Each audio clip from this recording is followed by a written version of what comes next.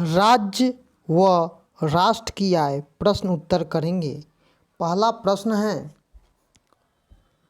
सन 2008-9 के अनुसार भारत की औसत प्रति व्यक्ति आय, तो हम लोग लिखेंगे 25,494 रुपया।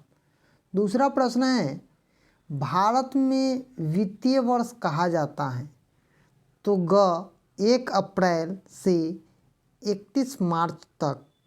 तीसरा प्रश्न है, भारत में किस राज्य का प्रति व्यक्ति आय सर्वाधिक है, तो उत्तर लिखेंगे गोवा। चौथा प्रश्न है, बिहार के किस जिले का प्रति व्यक्ति आय सर्वाधिक है, तो लिखेंगे पटना। पाँचवा है, उत्पादन व आय गणना विधि आर्थिक दृष्टि से उपयुक्त तीनों, सहज है, वैज्ञानिक और व्यवहारिक तीनों हैं। अब हम लोग रिक्त स्थानों की पूर्ति करेंगे। पहला प्रश्न है, बिहार की डैश प्रतिशत आबादी गरीबी रेखा के नीचे गुजर बसर करती है, उत्तर लिखेंगे 41.4%। दूसरा प्रश्न है, उत्पादन आय व डैश एक चक्रीय समूह का निर्माण करते हैं, क्या करते हैं, तो व्यापक, जो कि व्यय होता है। तीसरा है, राष्ट्रीय आय में वृद्धि होने से प्रति व्यक्ति आय क्या होती है, उत्तर वृद्धि में होती है। चौथा प्रश्न है, राष्ट्रीय आय व प्रति व्यक्ति आय में वृद्धि होने से उत्तर विकास की क्रिया पूरी होती है। और पांचवा प्रश्न है, बिहार में वर्ष 2008-9 के कुल घरेलू उत्पाद का 11.3% हो गया था। सही गलत है कथन करना है। तो पहला है, राष्ट्रीय एक दिए हुए समय में अर्थव्यवस्था के उत्पादन शक्ति की मापनी है, सही है। दूसरा प्रश्न है, उत्पादन आय व व्यय एक चक्रीय समूह का निर्माण करती है, गलत है। तीसरा प्रश्न है, भारत की प्रति व्यक्ति आय अमेरिका के प्रति व्यक्ति आय से अधिक है, ये भी गलत है। चौथा प्रश्न है, दादा भाई नौरजे के अनुसार 1968 में भारत के प्रति व्यक्ति का आय 20 रुपये थी, एकदम सही है। और पाँचवा है, बिहार के प्रति व्यक्ति आय में कृषि क्षेत्र का योगदान सबसे ज़्यादा है, तो ये बात सही है। संक्षिप्त नाम है और इसका यहाँ पर आंसर दिया गया है। आप लोग जीडीपी के बारे में समझिएगा, जनरल डेवलपमेंट प्रोसेस है और सब है, यहाँ पर आप देख लीजिएगा। अब हम लोग लघु उत्तरीय प्रश्न करेंगे। आय से आप क्या समझते हैं, तो आय देश की आर्थिक विकास की स्थिति का आकलन करने का एक मापदंड है।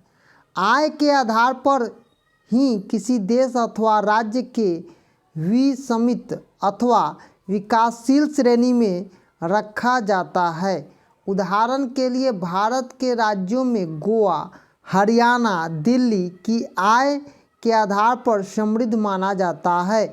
वहीं दूसरी ओर बिहार, उड़ीसा, मध्य प्रदेश को आय के आधार पर विकास के निचले श्रेणी में राज्यों में रखा जाता है।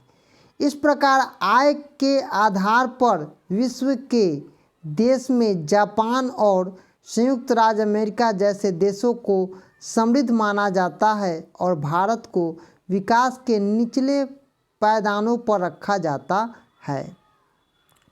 दूसरा प्रश्न है, सकल घरेलू उत्पाद से क्या समझते हैं, तो उत्तर लिखेंगे किसी देश की सीमा के अंदर किसी भी दी गई समय अवधि अथवा किसी दिए हुए वर्ष में वस्तुओं और सेवाओं की जो कुल मात्रा उपस्थित की जाती है उसे सकल घरेलू उत्पाद कहते हैं। तीसरा प्रश्न है, प्रति व्यक्ति आय क्या है, तो उत्तर लिखेंगे किसी देश की राष्ट्रीय आय, किसी भी देश की राष्ट्रीय आय में उस देश की कुल जनसंख्या से भाग देने पर जो भागफल आता है उसे हम प्रति व्यक्ति आय कहते हैं। राष्ट्रीय आय प्रति व्यक्ति आय तीन देश की कुल जनसंख्या, भारत के जनसंख्या अधिक होने के कारण प्रति व्यक्ति आय बहुत कम है। विश्व विकास रिपोर्ट के अनुसार वर्ष 2005 में भारत की प्रति व्यक्ति आय $720 थी, जो कि अमेरिका के प्रति व्यक्ति आय का लगभग 1/71वां भाग है। प्रति व्यक्ति आय का कम होना गरीबी को बढ़ावा देता है, इसलिए किसी भी देश के लोगों के जीवन स्तर को ऊंचा करने के लिए वहां के प्रति व्यक्ति आय में वृद्धि करना आवश्यक है। चौथा प्रश्न है, भारत में सर्वप्रथम राष्ट्रीय आय की गणना कब और किनके द्वारा की गई थी? तो उत्तर लिखेंगे, भारत में सर्वप्रथम राष्ट्रीय आय की गणना 1968 में दादा भाई नौरोजी के द्वारा की गई थी। पांचवा प्रश्न है, भारत में राष्ट्रीय आय की गणना किस संस्था के द्वारा होता है? उत्तर लिखेंगे, भारत में राष्ट्रीय आय की गणना directory of economics and statistics के द्वारा की जाती है। छठा प्रश्न है, राष्ट्रीय आय की गणना में होने वाले कठिनाइयों का वर्णन करना है। तो राष्ट्रीय आय का अर्थ होता है एक वर्ष के अंदर किसी देश में उत्पादित वस्तु कहते हैं, वह सेवाओं का कुल मूल्य। शब्दों में किसी देश में वर्ष भर में अर्जित आय की कुल मात्रा को राष्ट्रीय आय या राष्ट्रीय आय की गणना में होने वाले कठिनाई, राष्ट्रीय आय की गणना करने में उनके कठिनाइयों का सामना करना पड़ता है, जो इस प्रकार से हैं। पहला है आंकड़ों को एकत्र करने में कठिनाई, दूसरा है दोहरी गणना की संभावना और तीसरा है मूल्यों के मापने में कठिनाई। तो अब इसको हम थोड़ा सा रिफाइन करेंगे, आगे की ओर ले जाएंगे। आंकड़ों को एकत्र करने में कठिनाई, किसी देश के लोगों की आय को उत्पादन के रूप में आंकना जाता है या उसकी आय के रूप में। इन आंकड़ों को एकत्र करने में अनेक कठिनाइयों का सामना करना पड़ता है। यदि ये आंकड़े उपलब्ध नहीं होते हैं तो राष्ट्र के विकास को सही स्थिति नहीं पता चलती है।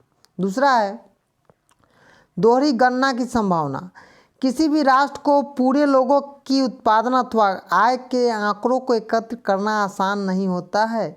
कभी कभी एक ही आय या उत्पादन के दो स्थानों पर लिखी गई जाती है, जिस कारण वास्तविक आय अधिक दिखाने लगता है। और तीसरा है मूल्यों के मापने में कठिनाई, किसी भी वस्तु को कई व्यापारिक स्थितियों से गुजरना पड़ता है, जिसके कारण उस वस्तु के मूल्य में भिन्नता आती है।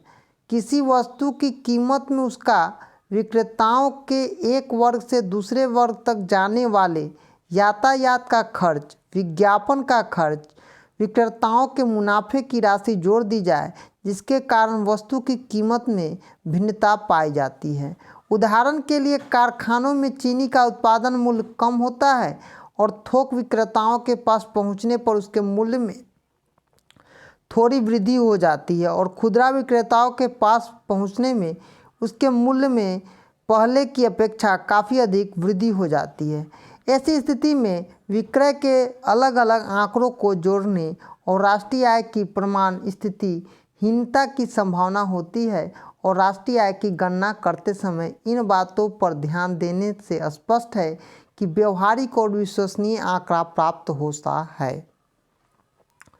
अब हम सातवां प्रश्न पढ़ेंगे, आय का गरीबी के साथ क्या संबंध है? तो लिखेंगे, समाज का हर व्यक्ति अपने परिश्रम द्वारा जो अर्पित या अर्जित करता है वह अर्जित संपत्ति उसकी आय मानी जाती है।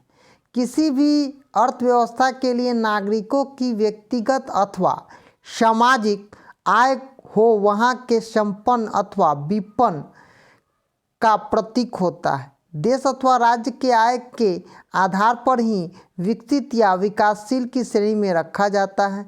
उदाहरण के लिए भारत के राज्यों में गोवा, दिल्ली, हरियाणा आय के आधार पर समृद्ध माना जाता है, जबकि बिहार, उड़ीसा, मध्य प्रदेश में कम आय के कारण निचली श्रेणियों का राज्य माना जाता है। अतः वैसे राज्यों को ज़्यादा आय की श्रेणी में आते हैं अमीर, तथा वैसे राज्य जो कम कमाते हैं गरीब कहलाते हैं। अब हम चलेंगे दीर्घोत्तरीय प्रश्न में। पहला प्रश्न है, स्वतंत्रता प्राप्ति के पश्चात भारत सरकार ने कब और किस उद्देश्य से राष्ट्रीय आय समिति का गठन किया?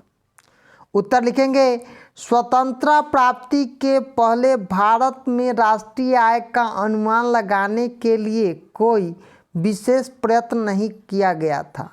भारत में सबसे पहले 1868 में दादा भाई नौरोजी ने राष्ट्रीय आय का अनुमान लगाया था। उन्होंने पुस्तक लिखी थी, उसमें इसके बारे में बताया था। तो व्यक्ति आय 20 रुपया बताया था। इसके बाद भी बहुत सारे विद्वानों ने भारत की राष्ट्रीय आय तथा प्रति व्यक्ति आय का अनुमान लगाया। 1925 से 29 के बीच में भारत का राष्ट्रीय आय आंकड़ा प्रसिद्ध अर्थशास्त्री डॉक्टर VKRV रॉय द्वारा सर्वाधिक प्रचलित था। स्वतंत्रता प्राप्ति के बाद भारत सरकार ने राष्ट्रीय आय का अनुमान लगाने के लिए अगस्त 1949 ईस्वी में प्रोफेसर PC माधवेविस की अध्यक्षता में एक राष्ट्रीय आय समिति का गठन किया। इस समिति ने अप्रैल 1951 में अपनी प्रथम रिपोर्ट प्रस्तुत की। इस रिपोर्ट ने 1948 और 49 के लिए देश की कुल राष्ट्रीय आय 8,650 करोड़ रुपए बताई गई तथा प्रति व्यक्ति आय 246.9 रुपया बताया गया। अब हम दूसरा प्रश्न पढ़ेंगे। राष्ट्रीय आय की परिभाषा देना है और इसकी गणना प्रमुख विधियों द्वारा कौन कौन सी है बताना है। तो राष्ट्रीय आय का अर्थ होता है किसी व्यक्ति में एक वर्ष में उत्पादित वस्तु व दूसरे शब्दों में किसी देश में एक वर्ष में अर्जित आय की कुल मात्रा को राष्ट्रीय आय कहा जाता है। प्रोफेसर अल्फ्रेड मार्शल के अनुसार किसी देश की श्रम व पूंजी प्राकृतिक संसाधनों पर प्रयोग करने से प्रति वर्ष भौतिक अभौतिक वस्तुओं पर विभिन्न प्रकार की सेवाओं का जो शुद्ध समूह उत्पन्न होता है उसे हम राष्ट्रीय आय कहते हैं।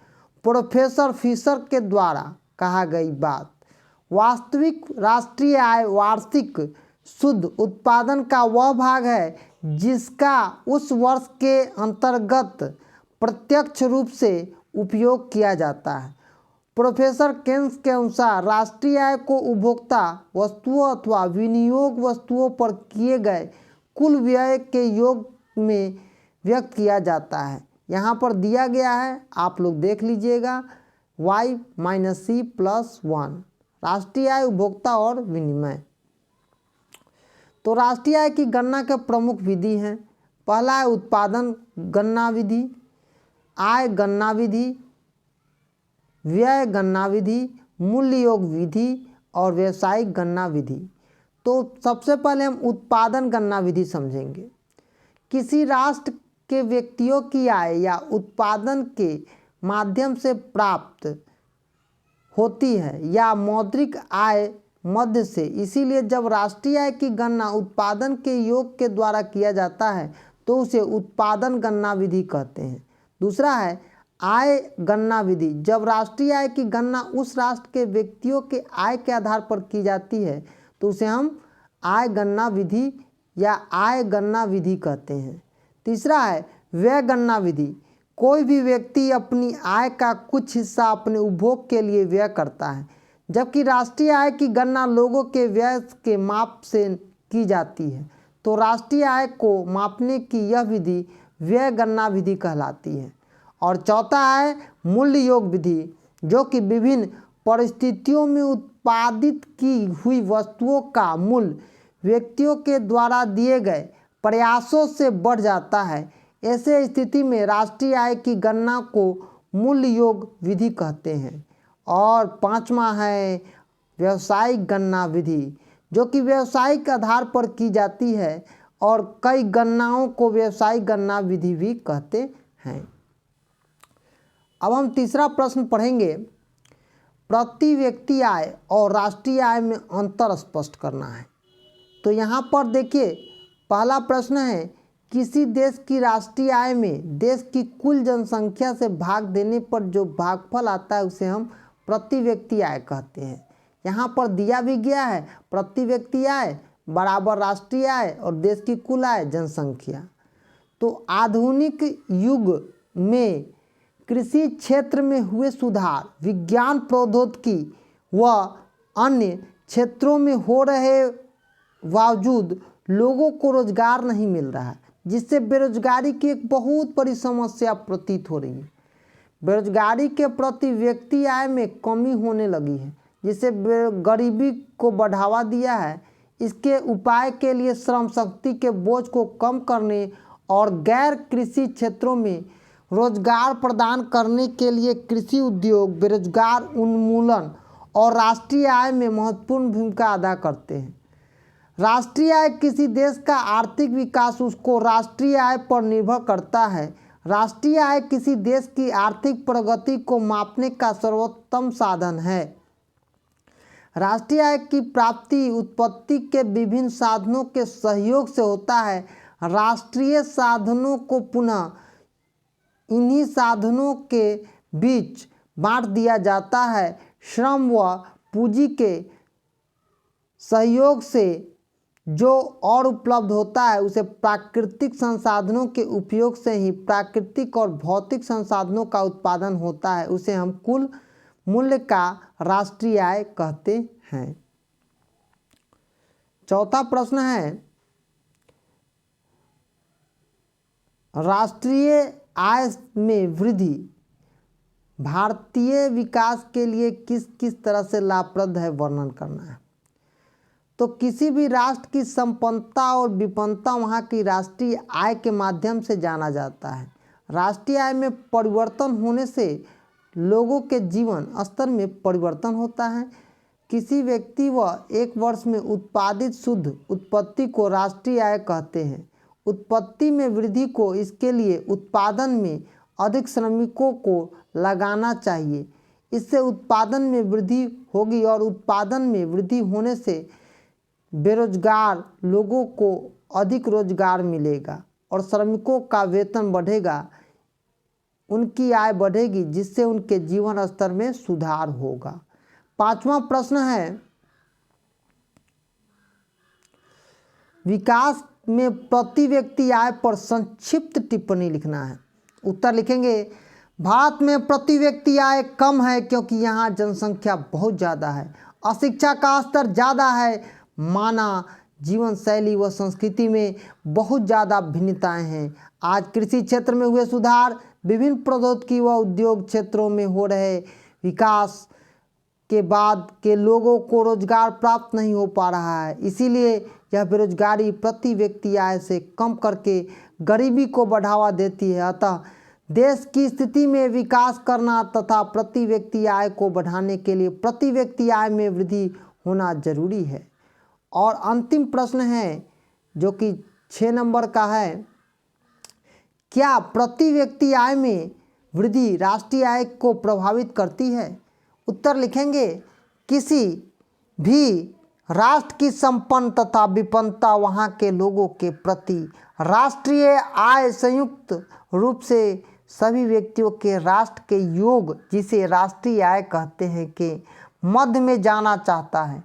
वर्तमान युग में प्रत्येक देश अपने अपने तरीके से विकास की योजना बनाती है, जिसका लक्ष्य राष्ट्र के उत्पादन साधनों की क्षमता को बढ़ाना, अधिक आय प्राप्त करना और किसी प्रकार शिक्षा, विज्ञान, प्रौद्योगिकी के क्षेत्र में पूंजी विनियोग के द्वारा रोजगार सृजन किया जाता है। अतः वस्तुओं का अधिक उत्पादन तथा प्रति व्यक्ति आय में वृद्धि होने पर ही राष्ट्र में उच्चतम वृद्धि विकास की स्थिति को प्राप्त कर सकते हैं। प्रति व्यक्ति आय में परिवर्तन होने पर इसका प्रभाव जीवन स्तर पर पड़ता है। उत्पत्ति में वृद्धि तभी होती है जब उत्पादन में अधिक श्रमिकों को लगाया जाए। इस प्रकार जैसे जैसे उत्पादन में अधिक श्रमिकों को लगाया जाएगा वैसे वैसे लोगों को रोजगार मिलेगा। इसके प्रति व्यक्ति आय बढ़ेगी और जीवन स्तर पूर्व की अपेक्षा बेहतर होंगे। इसीलिए प्रति व्यक्ति आय में वृद्धि राष्ट्रीय आय की प्रभावित करती है।